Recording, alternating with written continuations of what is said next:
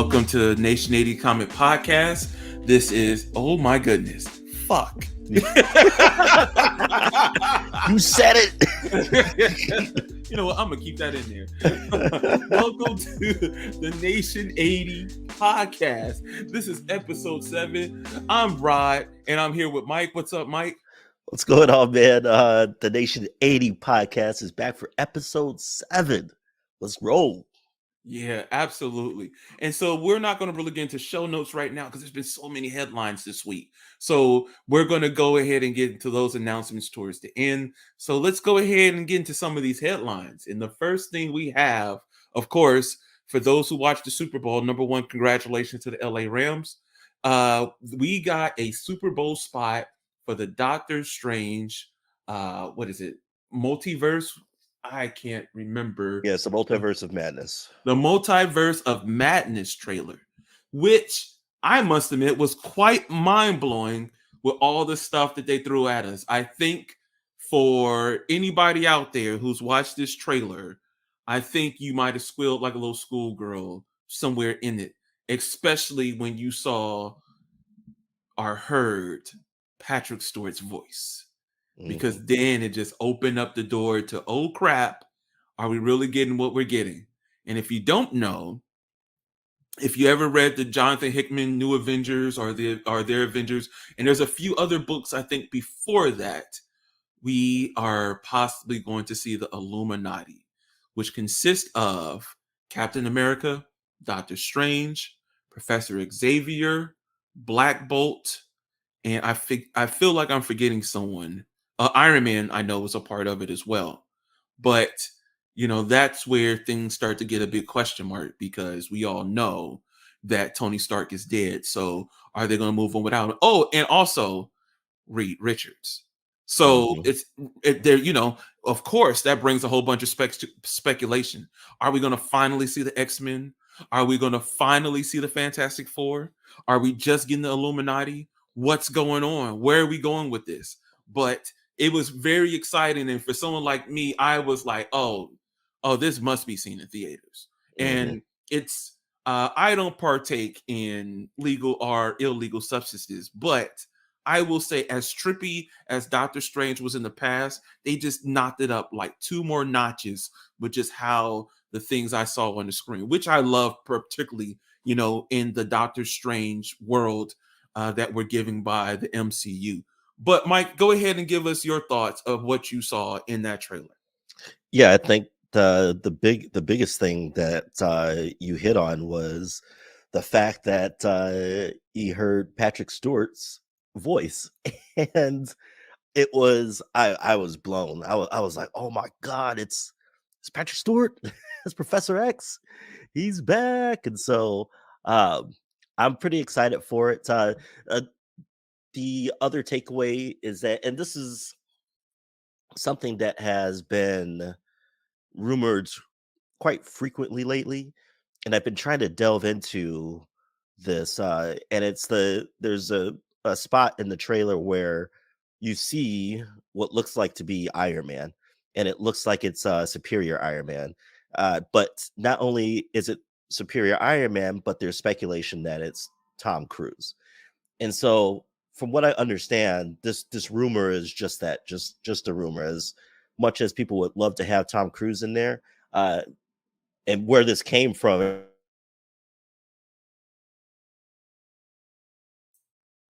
Mike, due to technical difficulties, Iron Man. Mike, you might want to go ahead and say that over again. Due to your mic went out for a second, so kind of go back and tell us what you just said.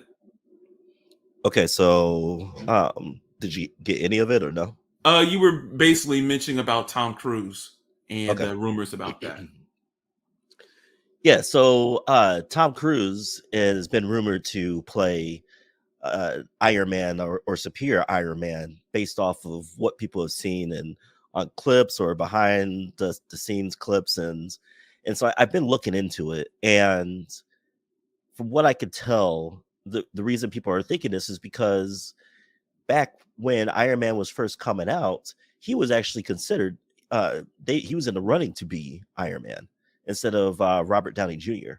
And so I don't know if these were behind the scenes casting type of scenes that he actually did, but I don't think that we're going to actually get Tom Cruise as Tony Stark's Iron Man. I do believe that this is or was Superior Iron Man in the trailer, which is going to be awesome because Superior Iron Man was basically a bad guy in the comics. And so it's exciting to see. There's also rumor that we could you mentioned the Illuminati. There's also rumor that people saw what they thought they saw was one character actually ended up being Blue Marvel. So they think we might get an appearance of Blue Marvel in this Kind movie. of funny. So We're just talking about him last week, so that would be kind of awesome to yeah, see him so hit the silver screen. there's a lot going on. And obviously it's called the multiverse of madness, and we could get a whole ton of stuff. I think for sure, if anything, obviously the X-Men are going to be introduced. Now it's not going to be the main MCU X-Men. We're going to get Professor X. Are we going to get Wolverine? Or, so I think I even saw a thing where we might even see Deadpool in this movie as well. So I think it's going to be a lot of interesting cameos. We saw all these cameos from the last Spider-Man movie. So it's not a far stretch to see even more from the Multiverse of Madness. And then even then, I've heard America Chavez is going to be in there. Right. So So I was just getting ready to mention that because I yeah, did see her in the trailer, yeah, and I took a double take because I was like, wait a minute, am I seeing who I think I'm seeing? So it was cool to see her there, and then we kind of forgot to mention her. Scarlet Witch was there, yeah, and so that adds a whole new element to the multi universe because we know what Scarlet Witch is all about. So I wonder, is she manipulating another universe, right, all over again, or something of that sort? So like how you mentioned the X-Men, I would say I'm under the impression that we're not going to get the full X-Men team. I think we might just get Professor Xavier, and right, then at a later time after the movie, then we might see who's being cast for the rest of the X-Men. Same thing if we see Reed Richards. I think we might see my boy Brian Cranston, not Brian Cranston, uh, but the gentleman from The Office, yeah. and His name is escapes me now. The guy that right, played Jack Ryan. yep. Oh my gosh, why does his name escape me? I can't even think of his wife's name, Emily Blunt, but I can't think of his name for some reason. Right, But John Krasinski. John Krasinski, like, we already know, at least that from our understanding, we believe he's a shoe-in for Reed Richards. But, of course, we never know when it comes to Marvel because there's been a lot of dream castings and then some hit and some don't, right? So we could probably see Reed Richards. And I think same thing. We might just see Reed Richards and he might mention Sue and Johnny and the thing, but I don't particularly believe we will see them in the actual movie. But I believe we'll, in due time, we will see them. I think we're going to get so many Easter eggs still that I think that, they're going to kind of temper expectations because and I could be wrong here, but I would feel like they would do kind of like they did with Spider-Man, where it was like, oh, okay, we're gonna show you that Daredevil still exists in this universe. So we're just gonna have him pop up real quick. No Kingpin, no Luke Cage, no nothing. But we Hmm. might hear it at a later date that those guys are still available now that their shows are leaving Netflix March 1st. But there was this, like you said, there was so much, and I keep on hearing that those Ultron bots, who arrested, Doctor Strange. So yes, like you said, Superior Iron Man. Same thing. I don't believe Tom Cruise is going to be in this bot for any second. But to be honest, I wouldn't be shocked that we got Robert Downey Jr., but maybe they don't show his face, right? Something a bit easier for him to deal with instead of really like suiting up. But Yeah, I so could be. one of the things I did see was that our boy uh man, names are escaping me right now. Um, but between, oh my gosh, why am I skipping on everybody's names? Anyway, from what I've seen from the big wigs, especially the guy in charge, Kevin Feige. Feige, Mm-hmm. and his creative team have specifically said that Tony Stark, the main MCU Tony Stark, uh, as in Robert Downey Jr., will not ever come into any of the new stories. Mm. Um, so that's not to say that it's the multiverse of madness. So it's not to say that you're not going to get Iron Man. It's just not going to be Robert Downey Jr.'s Iron Man. Mm-hmm. Okay, and so are we going to get Tom Cruise? Like I said, I don't think so. I think that what I do think is that it will be a recognizable actor and A la Brad Pitt, George Clooney, something someone. like that. Yeah, Yeah, yeah, yeah, yeah. I get and you. like the thing about Superior Iron Man is that and I can't remember the comic book series, but he's basically a bad guy. Okay, and Superior Iron Man. That's what it was. It came right after Secret Wars, I believe. no, this was before Secret Wars. It was like it was a storyline where I think it was called Access or something like that, Oh, where right, right. Yep, the good guys became bad guys and the yep, bad guys became good guys or something like that. yep. And when they tried Something I to didn't read. I know what yeah, you're talking something about. yeah, so when they tried to reverse everything, everybody got reversed except for Tony Stark. He stayed as his no, I'm still a bad guy, and so he was doing some really like grimy stuff. Like he would take he took the extremis armor and made it into that liquid type of suit that just formed around him, and then he started selling basically extremis to civilians, and it made them like out of 1 out of a 10 in beauty. It made them a 10. Mm-hmm. Okay. And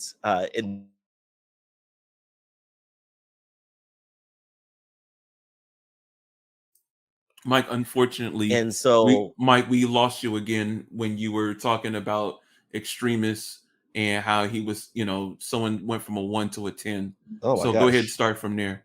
All right, we're having microphone problems here. What Hmm. the heck? Um so uh so yes, as far as Tony Stark doing extremis and selling it to the civilian population, and I he's remember reading it and Daredevil showed up and was trying to stop him or convince him. yep. So Uh, yeah, Daredevil does try to show up, try to stop him. He actually gives Daredevil his sight back, and it's for I want to say it's just for a day. And Daredevil actually gets to, because at this point in time, Daredevil is operating out of San Francisco, mm-hmm. um, and so he actually gets to see Foggy for the first time.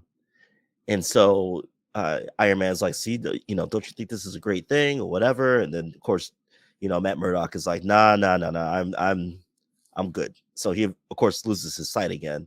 Uh, and then there's like a huge showdown between Tony and Pepper Potts, and it gets pretty serious. So he's pretty much a dick, and he's a bad guy for the most part. And so it's gonna be More than interesting to Iron Man see. actually is himself. Oh yeah, for sure. Yeah. And so it'll be interesting to see like how they cast that and how they bring that into the movies. America Chavez, is this character that I guess moves in between different universes, or has the ability to move in between these different universes. So that's going to be awesome as well. So I'm excited. This is going to be a big movie. And Yep. like you said, this is an absolute must see in the theater. Yep. Absolutely. I'm super excited. Um I couldn't be more excited. You know what? This is probably respectfully the most excited I've been for a Marvel movie since Endgame. Yeah, no Because doubt. even though Black Widow came out, we were still in the middle of COVID, so I was fine watching that at home. Eternals came out, of course. I wasn't going to theater to see that because Omnicron had just came out, and so of course I waited for that. I don't believe there were any other movies, and then all we had were the TV shows, and so this is the first time that one of them trailers gave me that old school feel like when those initial Marvel movies came out, that we were like, I gotta go see that. Like, maybe the first time you saw Civil War, or Black Panther or Winter Soldier, because those trailers, they slapped. So as soon as you saw that trailer, you're like, you know what? No more. I'm going. There's no question about it. I'm going. You already got me. So Hmm. uh I'm super excited. Of course, I know that's gonna be a whole family outing. So, but I gotta do it. Gotta do it. So another thing that came out during the Super Bowl, which kind of didn't get much credence as our Doctor Strange, was we got a big game TV spot for Moon Knight. And it's only 30 seconds, but it did give us a bit more clarity of how Moon Knight, and when I say Moon Knight, I'm not talking about Oscar Isaac outside of the suit, but Oscar Isaac in the suit, how he functions as Moon Knight, how the costume comes to be, and how his weapons work and his cape works from the things that we saw. So from looking at the 30-second spot, of course they kind of go back into how Oscar Isaac, and I can't remember, Mark Spector, they go into he's not sure who he is because he's dealing with split personalities. But then we kind of see him get into a bit of a fight scene. These are all little cutoffs because this is only 30 seconds. But we see him jump down from a building, and we see that quarter moon, or I guess you call it 3/4 moon cape pop up, which has been very prevalent if you ever read the Declan Shelby, Warren Ellis version of Moon Knight. And we also saw Mark Spector as the costume wrapped around him. Almost kind of gives you an Iron Man feel, but I don't believe it's nanobites. I think it's more of a mystic thing that we were seeing. Now, the only other questions I do have is that there is Khonshu, where it's all skull and bones. I'm wondering if we're going to see that. And I know there's already been pictures of Mr. Knight. So how they're all going to come together, and then if you don't know, Moon Knight normally rides a motorcycle, but he also has a limo from time to time. So I'm curious to see where they go with that angle. Are they kind of abandon it and have Mark Spector coming from a different angle? Because Mark Spector, correct me if I'm wrong, Mike, he's a billionaire in his own right, if I'm correct. Yeah, In so one he version he of him. is. Yeah, he is. He's just a billionaire who has multiple personalities. Yeah. One of which is a cab driver. Yeah.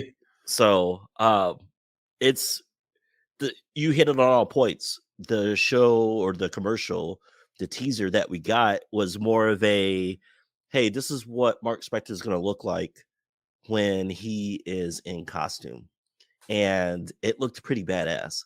And so I'm excited. I mean, we've seen a couple of teasers and a trailer, and it was more, Oscar Isaac and what his issues are. This one was more of an action oriented teaser that was, hey, this is going to be a dynamic. It's not going to be a 2D, two-dimensional character, two-dimensional story. It's going to be a story that hits on all aspects, and I love that. I love that about shows like this. We well, I think we'll talk about Peacemaker later, but when you have shows that can dive into a character's issues, his personality, and then get into the nitty-gritty action of it, and then get into whatever story, whatever the overall story is. I love those elements, and I think we're gonna have a really good show. This could be, man, this has potential to be one of Disney's best Marvel shows. I agree with that. There is a little hesitation for me because it's going to be on Disney Plus, and I'm almost feeling like maybe it needs to be on Hulu. But of course, like anything else, I'm willing to give it a shot and see where they go with it. And then I'm kind of curious to see overall where the character goes in terms of, will we see it in movies, which I hope so. I believe we will. And and things like that. But Moon Knight will be coming out March 30th to Disney Plus, so right around the corner. Mike, while I'm working on the next one, can you tell me where Doctor Strange 2 is supposed to be hitting theaters? I think it was May, but I don't recall the actual date. Yeah, I want to say it was May. It's May 6th. May 6th. Yeah. So we already got a fun-filled schedule coming up when it comes to stuff, because like literally in March it's going to start ramping up, and by the time summer hits, it's all out there. So I'm going to go ahead and mention these next two. It's not everyone's cup of tea, but you know what? If you have kids, it's hard to find things at times for kids. And I think it'd be kind of cool just to bring these two things up. Number one, we have Sonic the Hedgehog. I don't know why I am tongue tied. Sonic the Hedgehog 2 coming out in theaters April 8th, where we're going to have Sonic the Hedgehog, we're going to have Tails, and we're going to have Idris Elba playing Knuckles. And we also have Dr. Robotnik by Jim Carrey. Now, I remember the controversy in the first one because they made Sonic look so much more human and less animated, and then they went back to the drawing board and actually did a better job with it. Mm-hmm. But I don't know if you've seen it, Mike, but on the first one of the better things that came out of it was Jim Carrey, because Jim Carrey has always been Mr. Animated. And these last couple of years, he hasn't been in those roles where he can, kind of be himself and be as animated as he wanted to. And you can just see he's having so much fun playing Dr. Robotnik. And so, with that also being said, Sonic 3 has been already officially announced, so it'll be coming out in the near future as well. One other thing I want to bring up before I give it back over to Mike, we are getting a Chip and Dale Rescue Rangers movie that's going to be a Disney Plus original. Now, Chip and Dale is pretty near and dear to my heart, because there was nothing more exciting than coming home after school as a kid, and then there was like this whole Disney lineup. So you had Tailspin, you had Darkwing Duck, you had I don't know why, DuckTales, and you had Chip and Dale Rescue Rangers, right? And then after that, they kind of like fell off by the wayside. We didn't get much from it. So it's going to be kind of cool to kind of just share this little bit with my daughters, because I think I've shown them Chip and Dale before, and for them it's kind of old, but I think seeing a newer, updated version, just kind of like it was with Space Jam, might make it a little more interesting for them. We'll see, but it will be coming to Disney Plus on May 20th. Mike, anything on the two movies I just mentioned? Yeah, so let's start with Chip and Dale. I did not know that was coming out. That's awesome. I, like you, grew up on Chip and Dale. I thought that was that's pure nostalgia for me. So I'll be ready to get on that and see that. I love Chip and Dale. As far as the next Sonic movie, I saw the trailer for it. But let me preface this by saying I love the first movie. I thought that movie was awesome. The trailer for the second movie, I don't know if I'm sold on it. It just looked a little too. I don't know. I don't know the best way to describe how I felt about that movie, because you got Knuckles in there, you got Tails in there, and so I'm like, I don't know. Was it? I haven't seen the trailer personally, but was it too much going on, or like it was too Yeah, I busy mean, for the it's trailer? it's a little too much going on. Dr. Robotnik comes back, and he comes back with Knuckles, and there's a standoff, and I don't know. I don't know if it was the animation. I don't know if it's just trying too hard. And then of course there's a scene in the trailer where you have Sonic and Knuckles in the plane and the biplane, and I don't know. I don't know. I think the thing that I loved about the first movie, what it was, that it was self-contained. It was still kind of small, its own little thing, and now it just seems like the second movie is like boom, like we're we're really expanding it. We're gonna bring in Tails, we're gonna bring in Knuckles, Dr. Robotnik's back, and it's like, oh, okay. So don't get me wrong, I love Jim Carrey as Dr. Robotnik. Like you said, that's a role, that's a classic Jim Carrey role. Okay. Yeah, absolutely. Um, I actually would love to see him. I would love is to see him redo The Mask, a rated R Mm, version of The Mask, that's a good one. because I've recently read The Mask and it's not like a It's not kids at PG. all. No, No, it's very no. violent. So it's a messed up storyline. So I, I I do not fault you for that. I would love a reboot of The Mask myself. I would too. I would love to see a rated R version of The Mask with Jim Carrey. So I think that the kind of characters that he's played, where he's just this really big personality, I think are perfect for Jim Carrey. So I love that aspect of it. I don't think this is a movie that I would see in the movie theaters. I would wait for it to Same. come out on the streaming services. But nevertheless, I'm gonna watch it. I mean, Hmm. like you said, we both have kids, so it's a family movie to definitely watch. But definitely, Mike, I'm sorry again, but some reason your microphone has been cutting in and out. So I don't know. I think you and basically said, Mike, I'm sorry, your microphone cut out again, as you're basically saying definitely excited for what the next episode. I mean, well, for the next movie. yeah, so definitely excited for this next episode. I'm wondering if I'm running too many windows right now. Is why it's cutting out. You know So what? I was gonna say, you might, unless you're downloading something or maybe something's pulling bandwidth from somewhere else. yeah, let me just Maybe. close down all these windows and we'll see what happens. I'll just Mm. stick on the main window. uh yeah, so yes, definitely excited to see Chip and Dale. I am cautiously, excited about watching the second movie of Sonic. I think I'll wait till that comes out streaming wise, Hmm. and we'll just take it from there. Hopefully it's not bad. Hopefully I'm pleasantly surprised. Yeah, I agree with you. And you know what? For as doomed as the series seemed like it was going to be, after all the flub about Sonic, which I will admit he did look terrible previously, right? I assumed that the first one was not going to take off at all, and then we were going to be done with it. But then they got lightning in a bottle, perfect casting, right? Because you had Jim Carrey, you have I think his name is John Marston, who's played Cyclops in the original X-Men movies.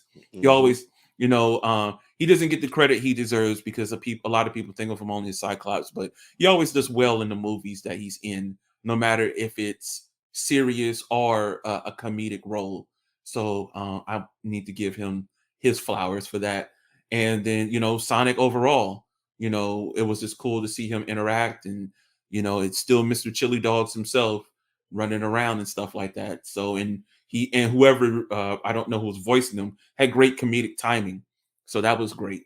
So, going on with our news, I'm going to Amazon Prime now because this news just came out today, February 18.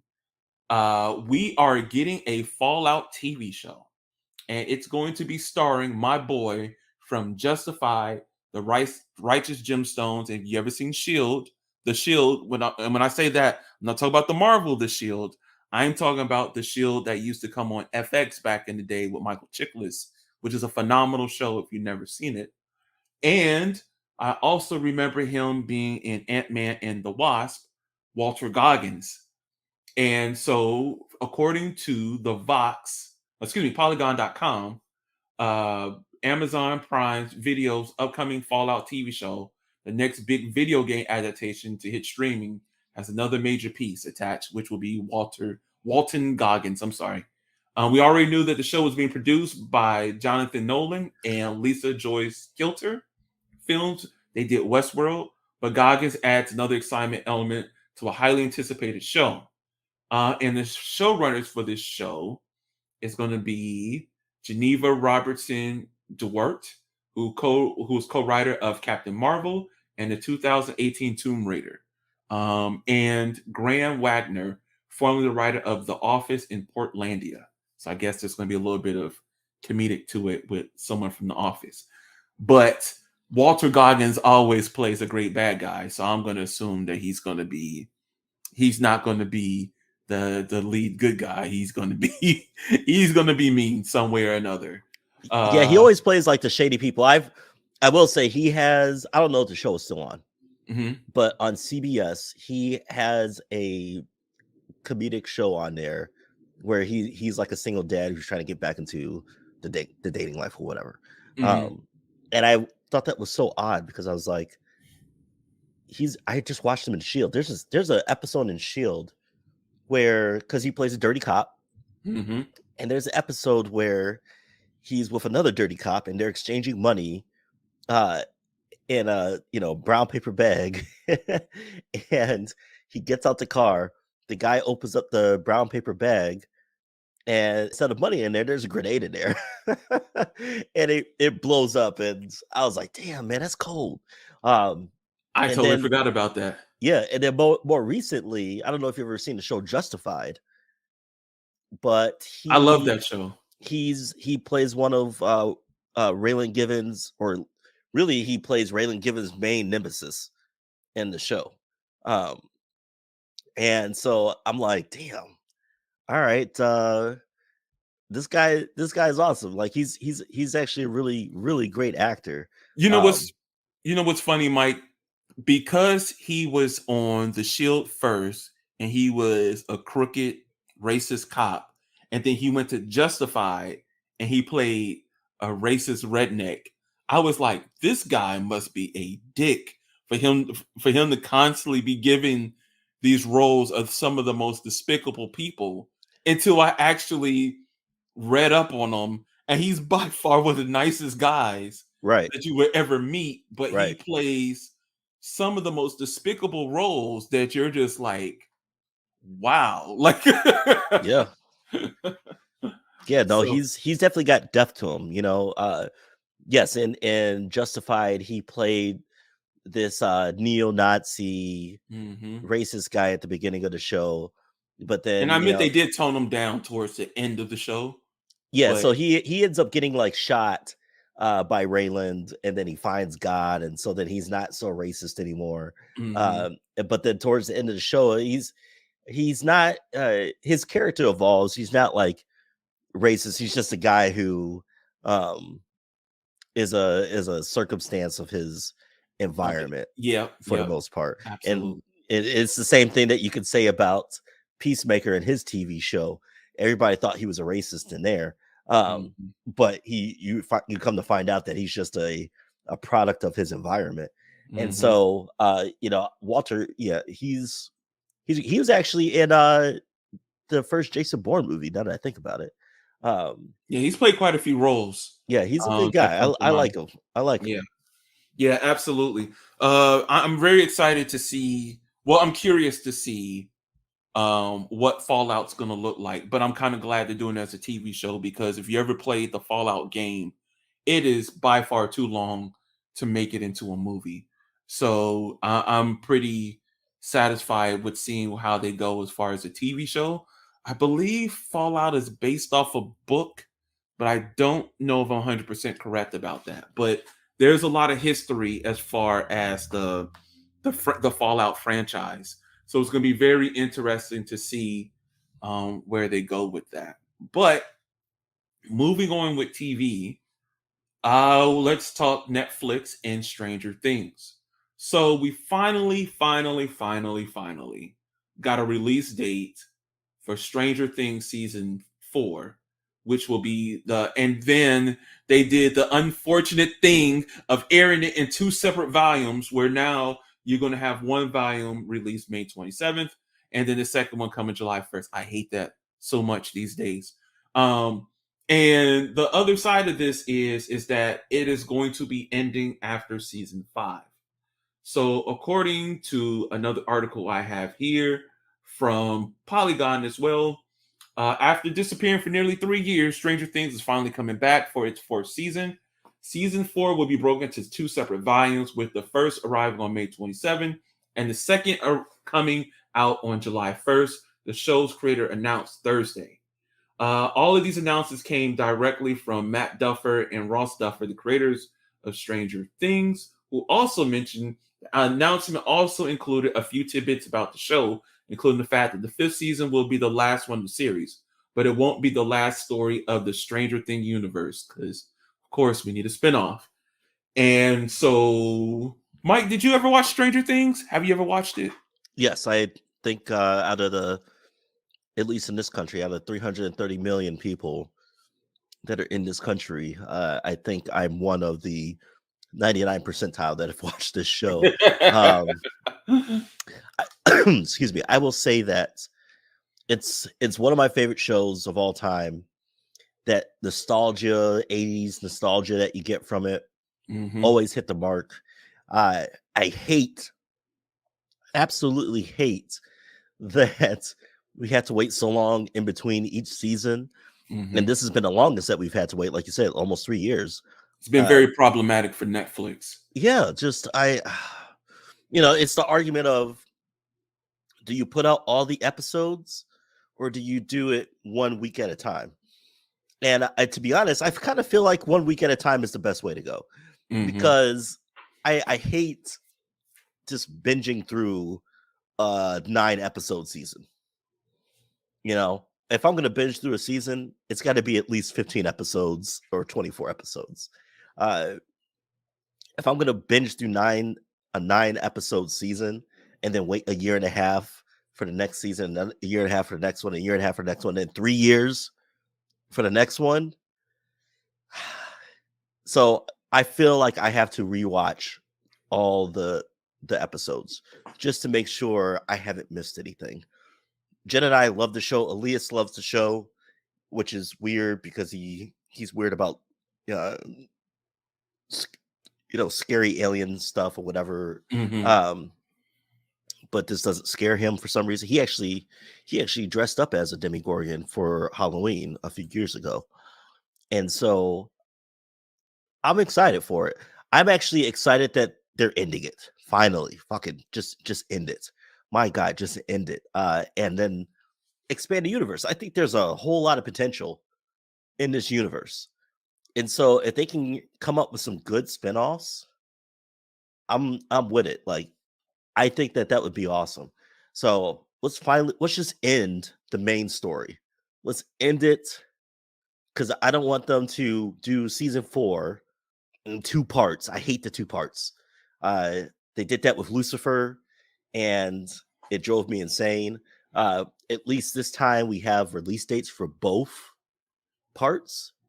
Whereas with Lucifer, the last season, it was, okay, here's the first part, and I'm not sure when we're going to tell you when the next part's going to come out.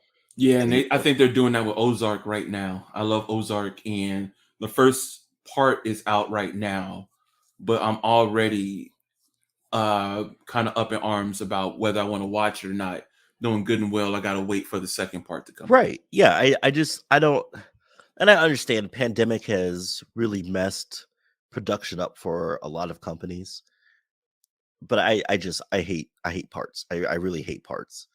So I'm excited for season 4.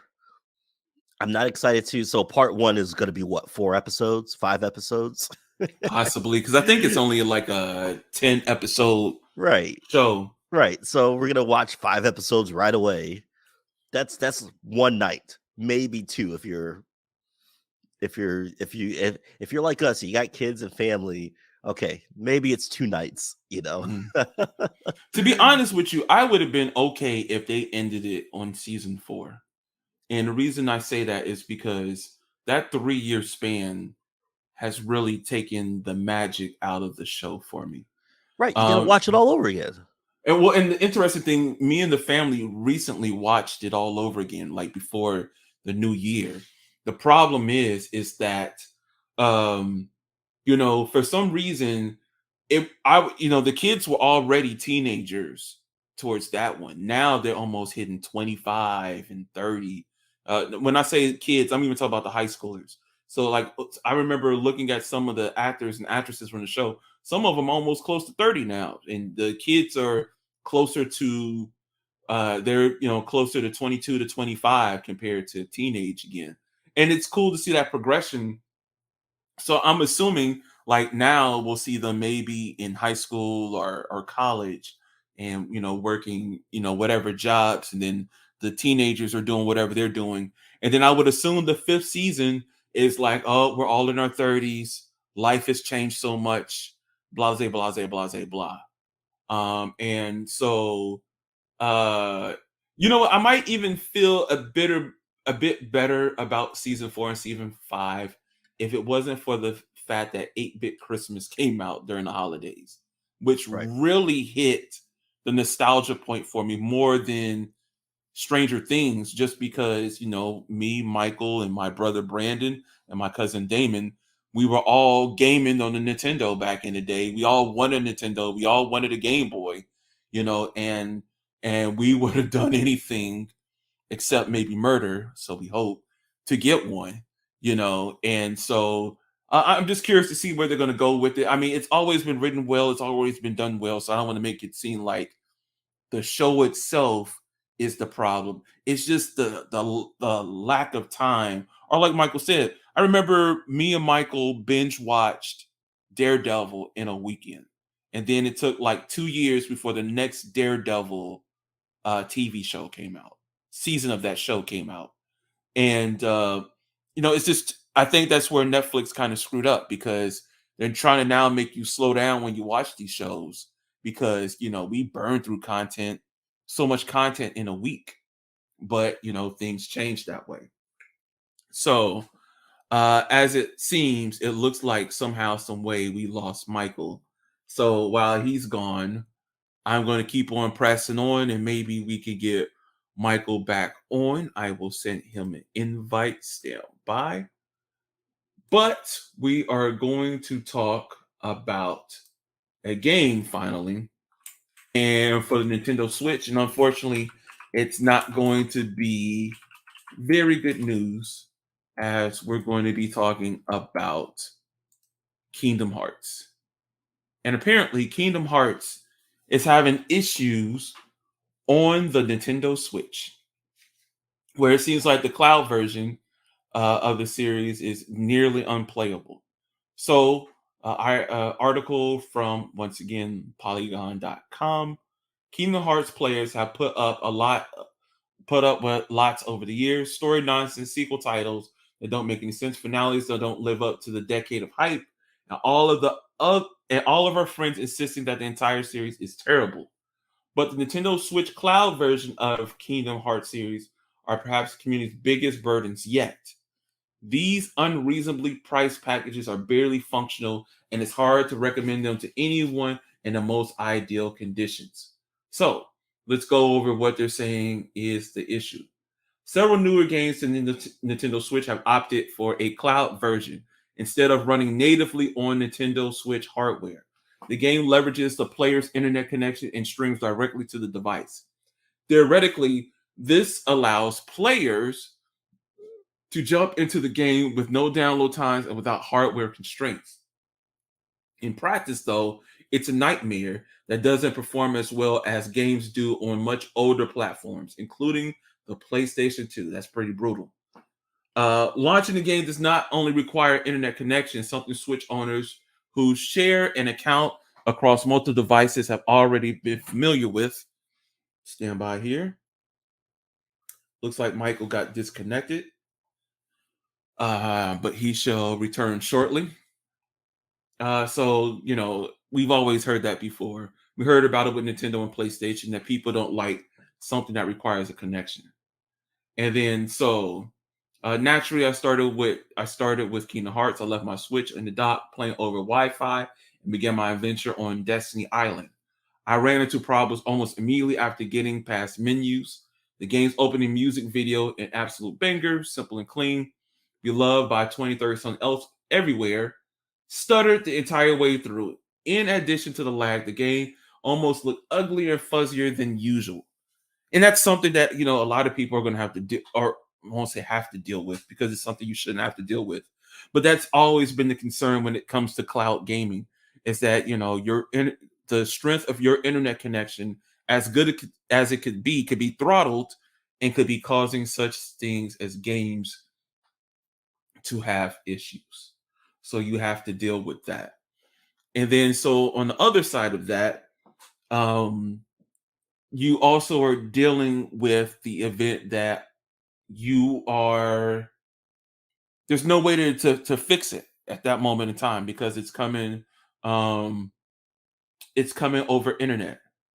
And so, because it's coming over internet, you don't know how to pinpoint the issue. Is it your internet? Is it because of Nintendo's cloud services, or could it be something in between that's causing the issue?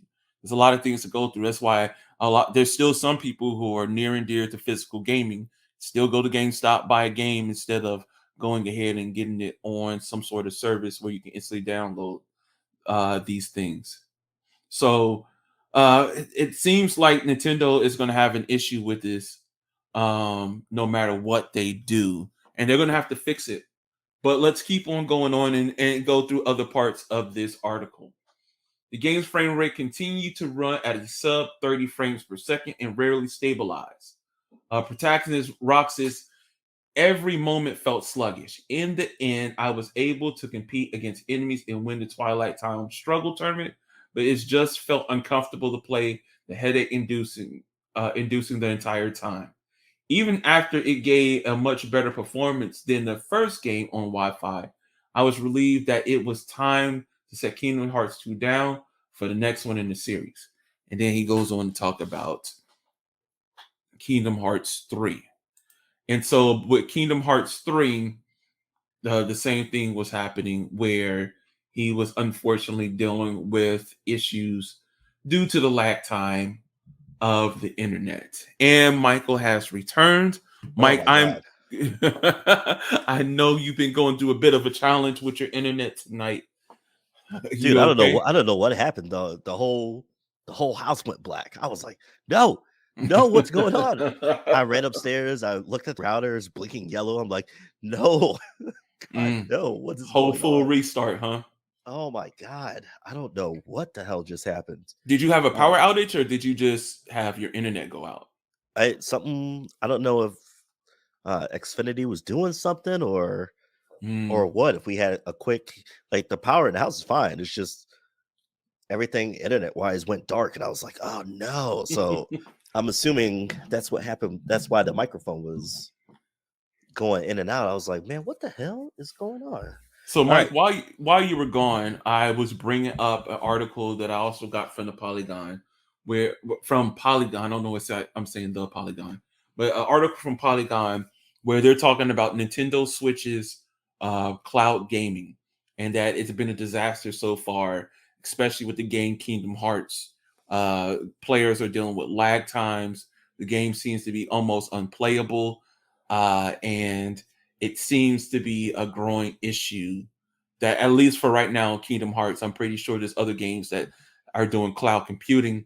But it's kind of why I think a lot of people have been concerned about Google Stadia, is because with cloud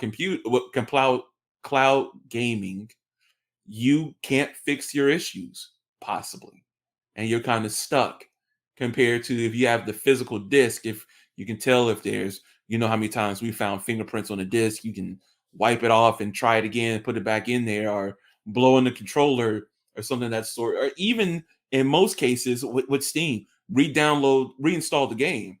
But with cloud computing, you're grabbing it from one source and having it brought to your device.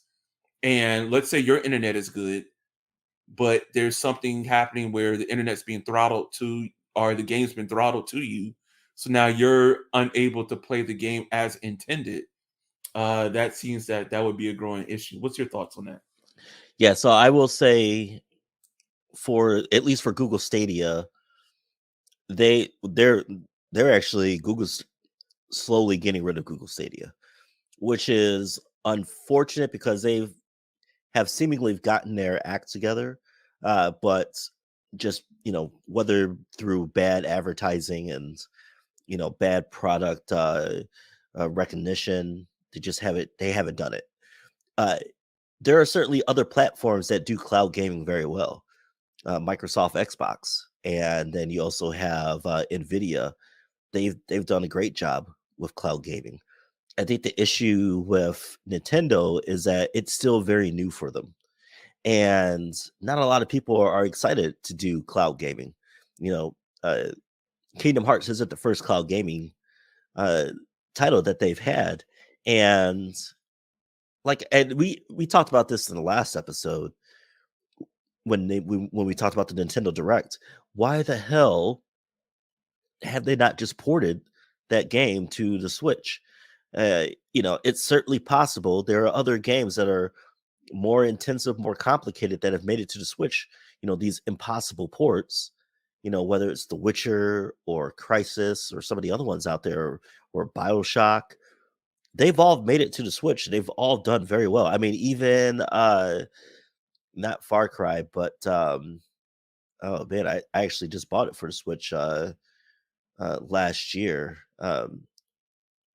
It's like Fallout, but it's like a space edition of Fallout. But anyway, like all Outer these, Worlds. yeah, Outer Worlds. All these have made it to the Switch. So why didn't Kingdom Hearts make it to the Switch? So I would never do cloud gaming on the Switch ever, just because that's not their thing. It's not. If you're going to do cloud gaming, stick with Microsoft, stick with Nvidia. Those are the two best ways to go about it, because you're not going to have all this laggy issues that you have with Kingdom Hearts. You just don't have it. In fact, when you do have it, it's when you're, I've played my Nvidia, and I've used my Steam account on Nvidia to do cloud gaming, and I've done it at work, not on the Wi-Fi, and I've done it on my cellular plan.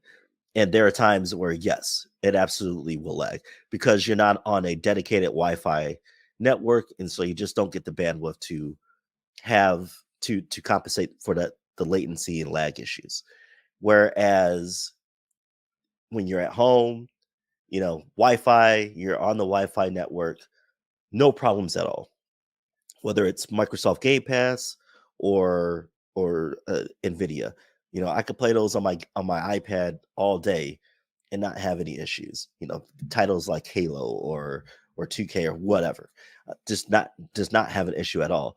But if you're on your Wi-Fi and you're playing Kingdom Hearts and you're having those kind of issues on your own Wi-Fi, then yeah, there's a problem. And I think that's just because Nintendo's new at this, and they have to learn to get better and develop that. And I don't think that's something that Nintendo is going to put that much time into.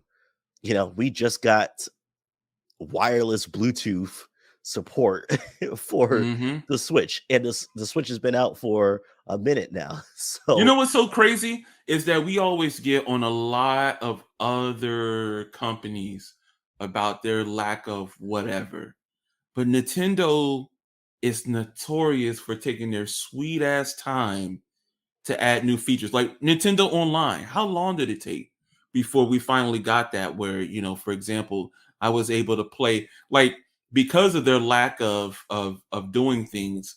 Me and Michael were trying to play Marvel Ultimate Alliance 3, and because of the fact that we didn't have Nintendo Online, it took forever for them to get it, number one.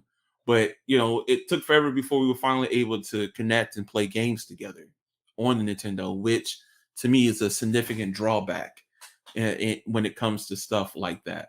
And so Nintendo's got some work to do, because I don't know how much longer gamers are going to be able to stand for something like that. And then I must admit, there's a lot of there's a pretty consistent amount of folks right now who are pretty tired of the Switch and are waiting to see what's the next gaming console, which is crazy. But it's just how society is now. It's like, oh hey, we got a PS5, we got the new Xbox. What's up, Nintendo? It's your turn. What's going on? Right, we keep seeing like rumors of the next gen Switch, which we're not going to get. and they put out the OLED version, which is cool. You got a new, better screen on there, but a better, slightly bigger screen. But that's pretty much it. We're not going to get 4K gaming on the Yep. Switch. Yep. We might never So get. That's the crazy part. We might not ever see 4K gaming on no, the Switch because no, they've always just said, you know what? Yes, I know you like 1080p, but we're gonna go. Remember, I think the Wii was only like 480, 720. They wouldn't even. right. Well, and that's the thing, right? Because Nintendo has never been about that hardware. They've No. never been about that. They've never tried to go up against Microsoft and Sony when it comes to hardware. Their bread and butter is in their software. Okay. Their bread and butter is in their IPs. And so they've done it exceptionally well with that. And they're kind of the mind of, if it ain't broke, don't fix it. Right. Even though we want features like voice chat without having to download a separate app on your phone, like, why the hell would I That's a download good a point. separate app on my phone when I could just FaceTime this dude? Like, Hmm. that's what Elias does right now when he plays Fortnite. That's what we did when we played Well, no, the first time we played Marvel. No, we did do that playing Marvel Alliance. We We did. ended up just FaceTiming each other We because the did app because was we too tried the clunky. app, Yep. right? Hmm. Elias FaceTimes his buddies so that he could play Fortnite. So voice chat. All right. Some games have them, some don't. I don't know how Nintendo decides what games actually have online voice chat without the app. Uh, so that's weird. And then, like I said, we just got true Bluetooth support. You don't have to buy a USB-C adapter and certain headphones to plug into your Switch and then get like a lag in the audio. Like now we finally have latency free support wireless for the Switch. Hmm. Now, uh, and Nintendo's already having issues with their uh with their Nintendo classics. Okay, especially the N64. They're having issues with that, and some of the mods, or I should say the mods, but the emulation that goes into that, especially with Zelda. And I've seen some of these videos.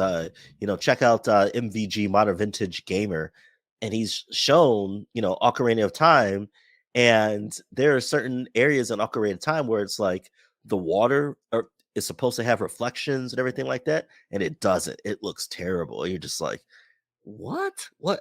This is what we're paying, all this ridiculous money for as a subscription to get these or these Nintendo classics.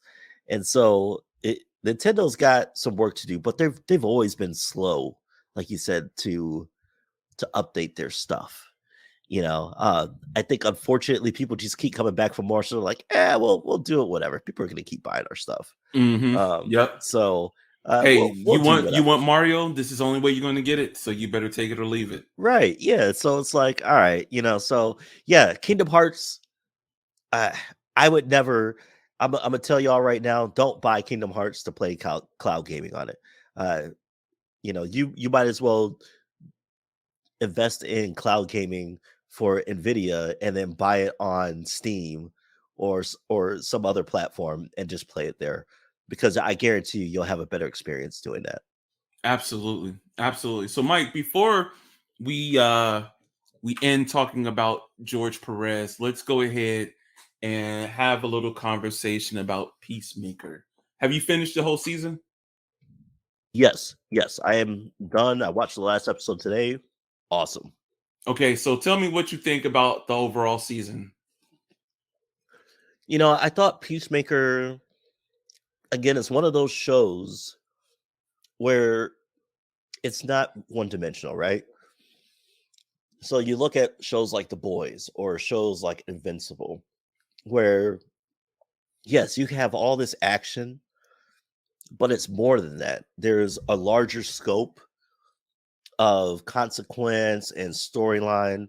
Then there's the individual characters, and they make you care for the characters and what happens to them. And so I think that's what Peacemaker does. And I did not expect this at all. Like, I was pretty blown away, not only by the show, but by John Cena. I've seen John Cena movies before, and I've seen John Cena talk on like Good Morning America. And they're almost two completely different types of people. You got like the movies where he's this big macho guy that used to be a WWE star like The Rock and whatever. And then you see him on Good Morning America, and it's this well thought out, well spoken, highly educated guy who just happens to have a chin that squares away at 90 degrees on each side, with biceps that are bigger than my whole body. Like, it's just it. You're like, okay, and so I think you get that when you watch Peacemaker. There's a lot going on in Peacemaker, but obviously the centerpiece is John Cena's character, Chris, and he's seemingly, like the opening episode, the janitor's like, you only kill brown people, basically. Like, I thought you were racist. He's like, no, I'm not racist. And he's like, I'll kill more white people and blah, blah, blah, blah, blah. And so when you realize who his father is, you're like, oh, okay, yeah, his father is a complete racist, and he tried to turn him into a racist and this and that, whatever. And so throughout the show, you get to see his character evolve, because it's really him trying to deal with consequences of the Suicide Squad, where he killed Colonel Flag. And you really get to see, like, man, he knows he messed up, especially because Colonel Flag is a guy that was trying to be as patriotic as he could be for his country, doing what he got to do. And Peacemaker killed him. And so you can see him trying to square away like what he thought was his moral guideline, and he changes it. And it's from the first episode to the very last episode. In the very last episode, he gets to a point where the queen butterfly is like, look, join us, because we made a pact, we made a promise that this is how we're going to do things. And it's the same thing he had said. I made a vow. That's what it was. I made a vow that I would do anything, to protect freedom. I'll kill men, women, and children, whatever. And that's how the Queen Butterfly explained it in the last episode, and which is why she thought that he was going to join them, and he didn't. And so you get to see why throughout this whole season, and it was awesome. And then you have the supporting characters, and they were all awesome. I thought Vigilante was my favorite. Same here. He's kind of like not Daredevil. He's kind of like a Deadpool type of character, and he was badass, man. I think one of my favorite scenes was when he was in the jail trying to kill Peacemaker's dad. And he's talking shit. Yeah, he's trying to talk all kinds of shit to all these, neo-Nazi, Aryan Nation type dudes, and then he's beating the shit out of them. Yeah, oh shit, man, that was a great scene. Badass. So no, I thought the show was awesome. I can't wait for season 2. I saw season 2 got confirmed, so I'm excited to see what they're going to do for this. Yeah, absolutely. I think you hit it on the head. I think they picked the perfect cast, and it's just like it. We talked about this before. It does have a Deadpool feel to it, because you have that ragtag crew together. It almost reminds me of Deadpool 2 with X-Force, to an extent, even though none of these guys had powers.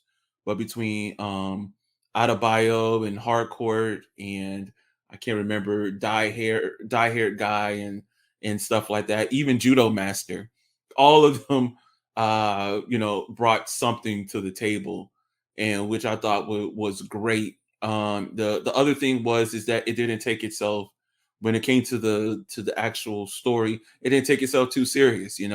There's a reveal about a diary halfway through the series, and Adebayo's trying to apologize to Peacemaker, and he just keeps on giving her raspberries the whole time. And I just kind of thought that was funny because, like you said, as strong and as smart as this guy is, he kind of has also like a kid-like nature to himself as well. And they also showed the sides of them being broken. You know what? It's funny to say it, but I remember Suicide Squad 1, where you had this ragtag crew that were trying to become friends in the end, and it didn't work out correctly on the screen. But when you look at how they did it for Peacemaker, it worked out perfectly because none of these folks liked each other. But towards the end, they're all sending each other pictures, and they're like, all happy for each other. They all kind of get their little side story, excuse me, their side story to tell you what's going on with them. And that was great. And the final scene with the intro music was great. And so I really enjoyed it. And then it was cool for me personally to get that little Easter egg at the end with Wonder Woman and Superman and Aquaman and the Flash. And unfortunately, I happened to be on Twitter and someone posted it like literally as the show was ending. So I unfortunately didn't get to see it in real time at a part of the show. But it was cool to say. There's a little tiff about the fact that Aquaman saying "fuck you, Barry" in the show, but I think it worked perfectly for the tone of these shows. And come on, let's not act like superheroes don't swear. So come on. Right. So did you see like the whole reason why he said "fuck you, Barry"? I don't recall. Remind me. So and so at the end of the, they've, Oh, about Peacemaker. sleeping with the fish, right? Yeah, so Peacemaker, says, activate, human torpedo. They kill the cow. They're Hmm. walking away, and then the Justice League shows up, and you guys are fucking late. And as Peacemaker's walking by Aquaman, he's like, "Why don't you go fuck another fish?" and so then, Jason Momoa is like, he's like, God, I really wish. I really hate that rumor. And then you have Flash going like, dude, it's not a rumor. And then he's like, fuck you, Barry. So Yeah. that was great. But what really confuses me about that is like, okay, cool. Like, obviously they didn't get Henry Cavill and Gal Gadot to come back to do Mike, that. real quick before you, because I know what you're getting ready to say, but just to add to that, an article came out yesterday or a few days before. The reason why we didn't see Henry Cavill's face in Shazam and in this is because he's under contract at Netflix and his face is included. He's not allowed to show it on any other programming while he's under contract with Netflix. Right. So obviously he's not in there. Gal Gadot's not in there Hmm. as Wonder Woman, and there was no Batman. Yeah. So it's confusing to me because And no Cyborg. no Cyborg. So you have Jason Momoa's Aquaman in there. You have Flash in there. Is this part of the Snyderverse? Are they doing a soft reboot where, okay, we're gonna bring over Aquaman and Flash because these are the movies that we're currently Coming out or whatnot. coming out, right? Actively making, and then we're going to do we introduce Robert Pattinson's Batman eventually? You know, does Gal Gadot come back to play Wonder Woman? So I don't know. It was just kind of confusing. It's like, okay, so we are in continuity here at the So ends. so I agree with that, but I don't believe there's any continuity into it. I think it was just a quick, hey, since we have these characters, let's put them in here. I don't think there's more coming to it because I really don't think I don't think Warner Brothers keeps to continuity anyway. Right, exactly. At And we this point. talked about this in the last episode. Yeah. And that's I wish they had it done that because I think a lot of people are going to be like waiting for uh This Peacemaker the and Snyderverse to come back, I think, right, more or than even anything. just like I don't even know so much waiting for Snyderverse to come back, more of are we going to get a different verse and we're just pulling these characters in from that verse. Mm. So I don't know. I thought, are we going to have a James Gunn verse? Hmm. You know, seemingly we are, because they're doing another season, and he's talked about doing spinoffs of So, more spinoffs of Suicide Squad. So like I told you, they're going to give James Gunn the Brinks truck to yeah, come over. I mean, because after Guardians of the Galaxy 3, it's over right, for his time at Marvel, unless they got something else for him, which hasn't been announced yet. So I wouldn't be surprised to see him head over to Warner Brothers, and who knows, maybe he has his own studio under his belt. Because if you haven't seen Brightburn, which was done by James Gunn, he didn't direct it, but he was the executive producer. yeah, Phenomenal movie. yeah, And so, yeah, I understand the confusion, and I know, looking on social media, there is already, a lot of people saying it was unnecessary and stuff like that. But at the same time, I think it's Warner Brothers' fault, because remember, the TV shows were never supposed to collide with the movies, right, because that was the answer they gave us back in the day, because it's like, hey, you got a perfectly good Barry right here. How come you're not using him? And they were like, yeah, because that's TV and we're doing movies. right, And you're still like, you have a perfectly good Barry right here. Why don't, and of course that didn't happen, unfortunately. uh and so now, it's everything's a mess, because now guess what, you have a DC property that's now supposedly in a TV show that's now in the movie verse.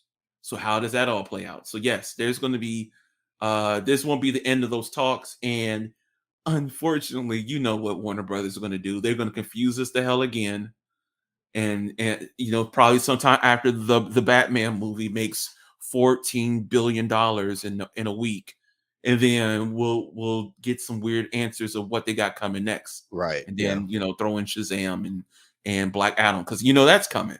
I guarantee you there's going to be a Shazam versus Black Adam movie. Oh, for Like, sure. you got to do that. Don't screw it up. But Batman v Superman, they decided to screw up. So you Oh just never know what you're going to gosh, get. yeah, So let's end the night. It's a bit of a somber note, but I'd be remiss if I didn't talk about this man. And I really hate what he's going through. But I wanted to talk about the legendary Marvel and DC comic artist, George Perez. We don't talk about comics as much as we used to, but again, I would be remiss if I didn't mention, George Perez's contribution to the comic book world and everything he's been known for. And he's been well known for a couple of titles. His more well known ones are Crisis on Infinite Earths, The New Teen Titans, Wonder Woman, and JLA versus Avengers. And he's been retired from comic books since 2019, because I believe me and Michael talked about it before. He was losing vision in one of his eyes, and he was starting to have quite a few health issues. Well, unfortunately, this week, for those who don't know, about maybe 2 months ago, maybe 3 months ago, George Perez was diagnosed with inoperable stage 3 pancreatic cancer. And so instead of doing, the chemotherapy and all the doctor's appointments, George Perez was just like, you know what, I'm just going to spend time with family and friends and let life run its course. And he was only given about 6 months to a year of life expectancy. And so unfortunately, he has now reportedly been enrolled within inpatient hospice care due to a string of serious medical issues. And his wife has been so graciously to write posts to give us updates on his condition. But as someone who had a parent go through it, it doesn't necessarily mean the end right away, but it makes it easier to get a nurse and so forth to care for the individual, instead of the challenges and hurdles that the family have to go through. And so I'll just read you a quick little thing here. Hi, everyone. Last week, George was in a lot of pain, and we discovered it was due to an issue with his gallbladder. This caused a serious infection. The decision was made to treat using antibiotics and a tube to decompress the gallbladder. This all went well, and he recovered from the infection. However, in the days following, the drain occluded and causing pain and leakage. This was a huge quality of life issue. He was admitted back into the hospital. George Carroll and his care team have made the decision for George to be enrolled in inpatient hospice. This doesn't mean death is imminent. It means he can spend more time with his friends and family and his wife. And like I said before, instead of kind of going back and forth or dealing with a lot of stuff at home, when he can get around the clock care. And then of course they go on to tell everyone, hey, thank you for your well wishes and stuff like that. I just want to say to George Perez, of course, he's not going to listen to my little podcast, but that's fine. This is a guy whose art, when I was coming up, it was all about the flashy art, and I'm not saying this to be jokey, but when I was coming up, it was all about your Rob Liefelds, your Jim Lees, anybody who did the massive, really extremely flashy art. The detail might not be there, but it was extremely flashy. And then you go back, and as you get older, you start to appreciate some of the, quote unquote classics, and you see how much work and detail that these men and women put into this work. And George Perez has been one of those that a hair follicle is detailed way more than it needs to be, but his work was amazing. And so I'm hoping him nothing but a I say this as respectfully as well as a smooth transition, but no pain, because there's nothing worse when a loved one has to see someone in pain. But I hope him all the time he needs with friends and family. Mike, you have any words? Yeah, again, somber news. George Perez is a huge icon within the comic book industry. And, you know, unfortunately, as you mentioned before, hospice care is pretty much, that's a wrap. We're just going to try to make it as comfortable as we can for you. And, we've had experience with that in our lives.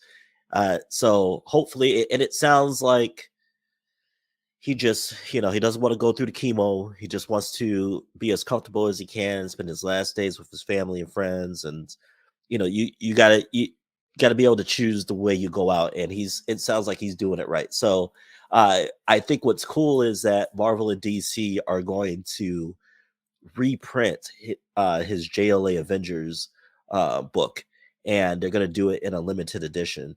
And I want to say that comes out in March, which man, I hope I can get. There's only going to be about 7,000 copies that are going to be printed, so it would be nice to get that that JLA Avengers crossover, or it's not really a crossover. It's just a JLA and the Avengers in the same book. That was such a landmark moment. You just never see that. We haven't seen that since. Especially since both of these companies are now under huge corporations that, like, yeah. remember England back in the day and all this other stuff. Oh yeah. You'll never see anything like that again, except for something like this. Yeah. So to have Marvel and DC actually do this is pretty nice, and they're doing it under the Hero Initiative, which is something we've talked about in our in our prior life Nation80 comics podcast. And the Hero Initiative was something that was started. George helped start that, and it was to help comic book creators when they're going through rough times, because as these people, whether they're artists or writers, inkers, letterers, whatever, the comic book industry does them dirty.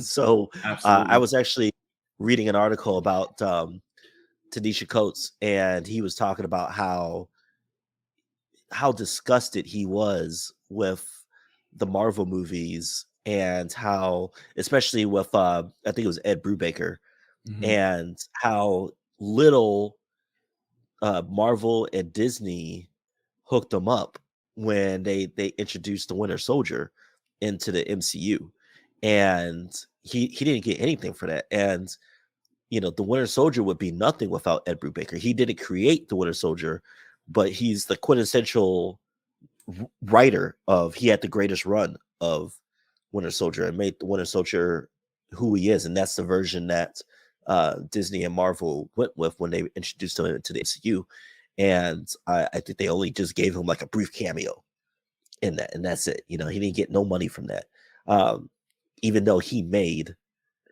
that storyline, and so That reminds me of the guy from Guardians of the Galaxy. I can't recall his name. He unfortunately was in a car accident, so his mental capacity isn't there anymore. yeah, But he's been sitting in a not a shelter, but he's been sitting in a living assistance home forever with no proceeds of a movie that's made almost $2 billion. And let's not get on the Groot and Rocket Raccoon toys and how much money they made. right. And these guys are basically like contractors, right? Yeah. So they get paid, but they don't get insurance, and so medical stuff is supremely expensive.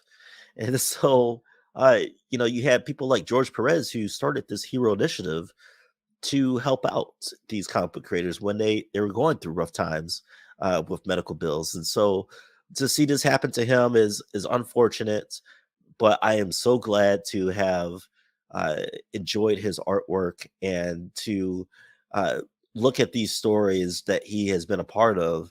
And, I'm glad that he's able to go out on the terms that he wants to go out on. Yeah, absolutely. And I'm just going to go ahead and say it now. Resellers, fuck you, because I know that you're going to think that this is the time to make some money when there's some real people who, like Michael knows, Jim Valentino is near and dear to my heart. And when I say that, I truly mean that. And when the unfortunate time comes for his passing, it's going to be a problem. And I will be trying to, grab the things that were near and dear to me as I was coming up. But the same thing is going to go for those who really love George Perez, and they're going to want that JLA Avengers crossover. Look, I mean, I know that there's always opportunities, and hey, yes, you might literally be doing it for the right reasons because you got a family to feed, but there's a time and a place, and I don't believe in a time like this. And I say this not only about George Perez, but I say this for a lot of people who pass. It might not be the most respectful thing to do, but as I would say, I would love to get a copy to put on my bookcase over here. But if I don't, it's okay. Regardless, I hope George Perez and his family all the best, all the love and healing through this difficult time. All right, Mike. So before we go, let's just kind of pick this up on a positive note and just kind of tell us what you're excited for next week, if there's anything that comes to mind. I know I'm kind of catching you off the cuff here, but is there anything you're excited for? Yeah, so new Kingsman movie is out. It's the prequel actually, and that's out streaming on HBO Max. So I'm kind of excited to see that. I definitely want to. I watched the first Kingsman. I didn't watch the sequel, and that's got our boy the Mandalorian in there, Yeah, Pedro Pascal. I want to say it's got Channing Tatum in there too. I can't remember. Um, maybe. but it's like the American version of the, Kingsman agents or whatever.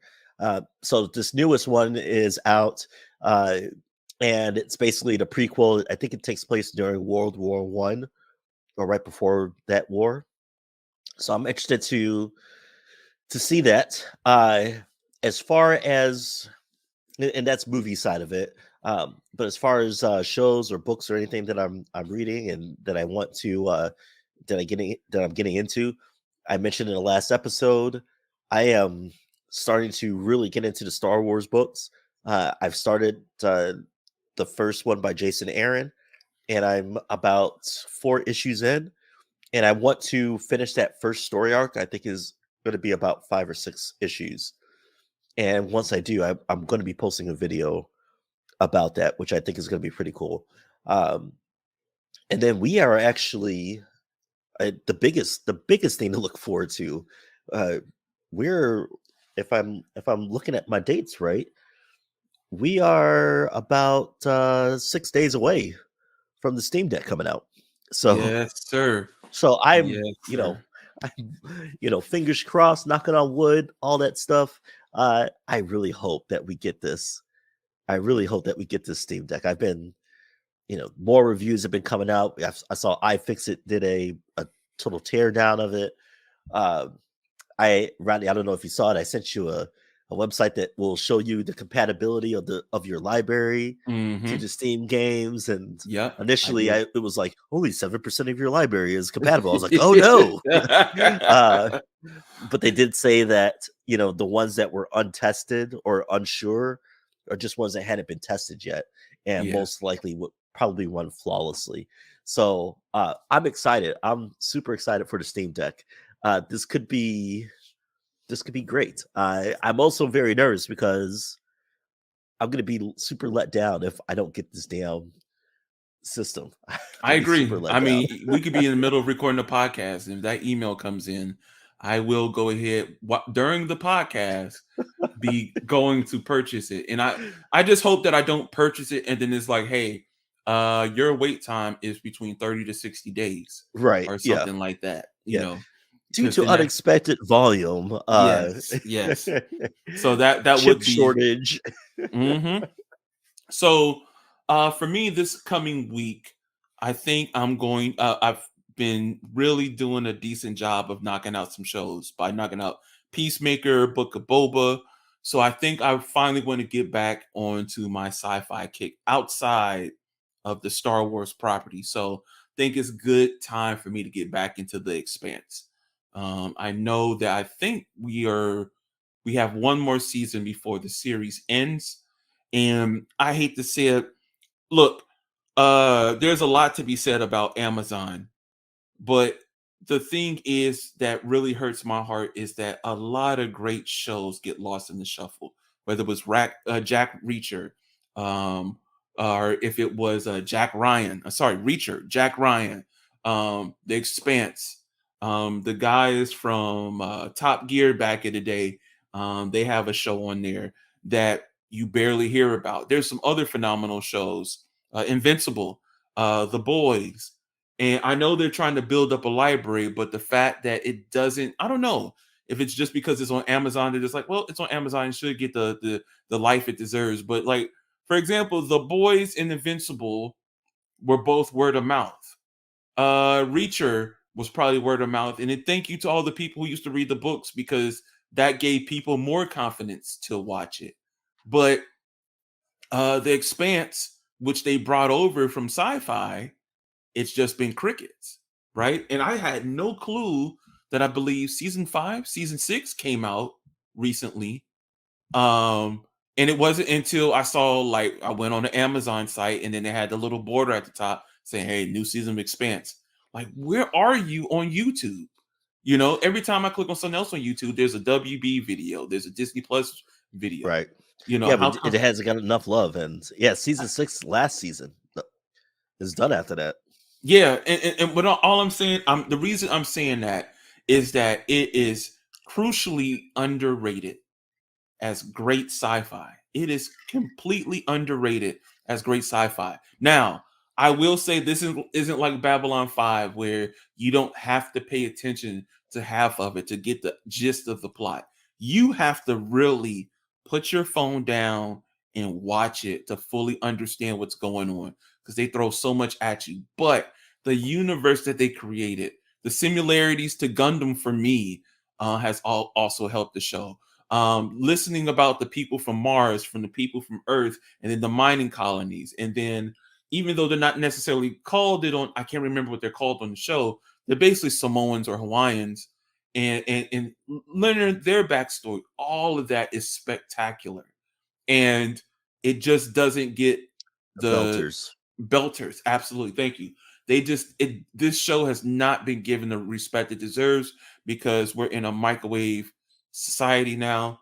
But I can't wait to sit down and really get onto that show. Mike, I have seen Kingsman. I think you will enjoy it. Oh, nice. Okay, good, good. I'm glad to hear that. Yeah, I'm trying to get back into the Expanse too.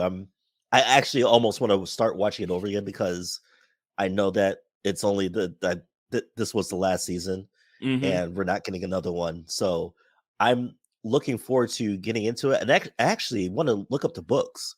Um, Mm. because the books I apparently this is like a small slice of the pie. I